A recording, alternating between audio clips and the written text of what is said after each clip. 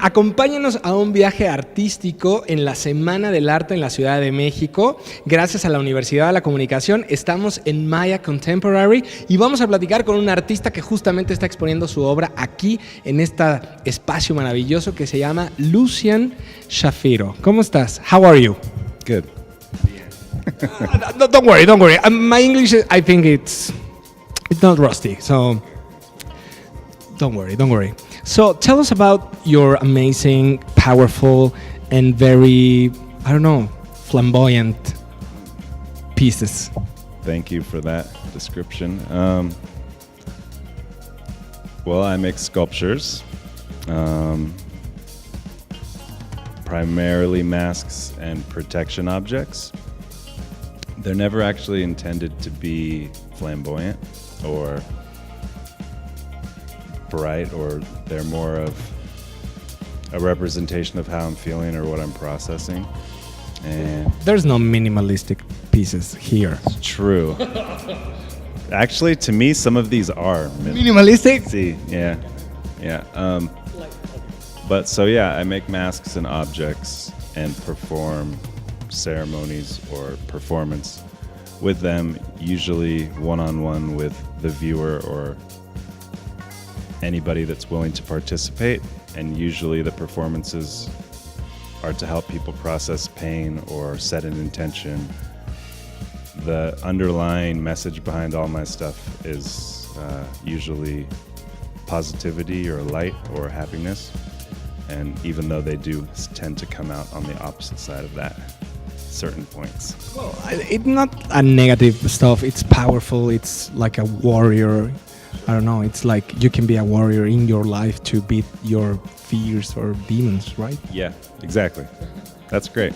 I like that. And I love the tiger behind us. Tell me about the story of this piece. So when I came here, I built the whole show here in Mexico. I wasn't planning on, I don't use animals. I'm actually, proceeds of the sales I'm going to donate to fight poachers, because I don't believe in animal cruelty or violence or anything. And I saw her in an antique market near a flea market here. La Lagunilla, maybe? It wasn't La Lagunilla, it was near Centro. I'm not sure where it was. And tell me later, because I love those kind of things. It was the only thing and I was looking, and it was beaten up, really old. And I have a weird thing with cats this year, like a lot of cat energy coming to me. So I thought maybe I needed to give her a new life. And so because I use crystals and different elements from the earth, I wanted to reconnect her. And so I bought some live plants, planted them, used the crystals, and the whole goal is to kind of bring her back to life in a new way. And the title of the piece is this what the resurrection looks like from the other side? Wow, that's very nice.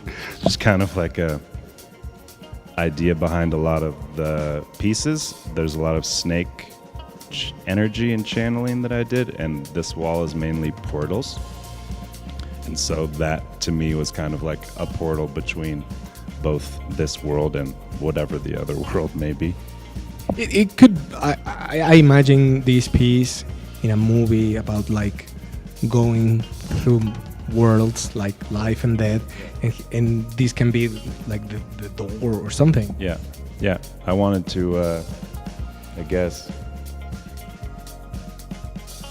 give her some kind of altar representation, give her her power back. Basically. You made it.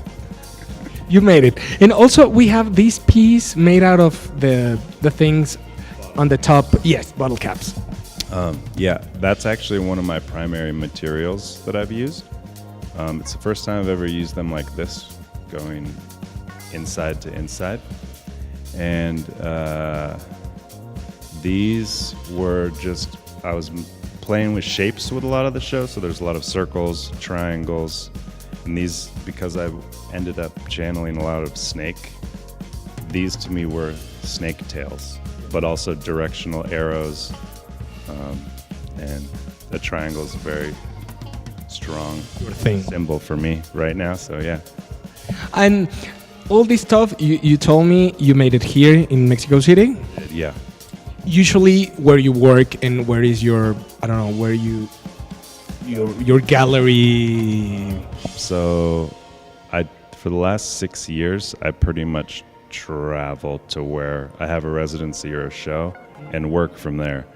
But most recently, I lived in a place called Marfa, Texas for about 10 months. But I'm from California.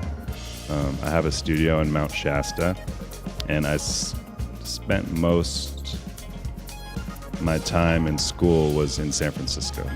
But for the last 6 years, I guess you could say I'm a nomad or gypsy. That's cool because you get to know other cities, other energies, other kinds and ways to interact with the world. Yeah, definitely. I enjoy it. I like meeting new people. I like learning about new cultures. I love here. And that nourish your, I don't know, your story and your pieces and your art, right? Definitely. A lot of people have said that my art seems like worldly, like it seems like it comes from many different cultures. So I travel a bit, but not to as many places as you might assume. I think a lot of it, I believe in, past life stuff. So I believe a lot of it's channeled from that. And what is the next step for Lucien? Very corny, but yeah. No, that's the next step. I'm going to actually stay here for another month or so. And then I'm hoping to get some more projects. I do have some more projects, so I'm going to finish up here in Mexico. And then I'll be back in California for a couple months. And then I'm doing some more traveling. And I have some other projects. And I hope to be back here again in November. And do you have a website or something to see more of the name? LucienShapiro.com or Instagram is what I use more. My website's not updated as regularly as it should be. The main thing now is on Instagram to see what you are doing. Or if you just Google my name, I come up. I exist in the world. Thank you, Lucien. I really admire your powerful pieces. You're colorful, and for me, they are flamboyant. Okay, great. Yeah, I appreciate it. Thank you very much. They're flamboyant. Thank you very much. Y bien, seguimos celebrando la Semana del Arte en la Ciudad de México en Maia Contemporary desde la Universidad de la Comunicación.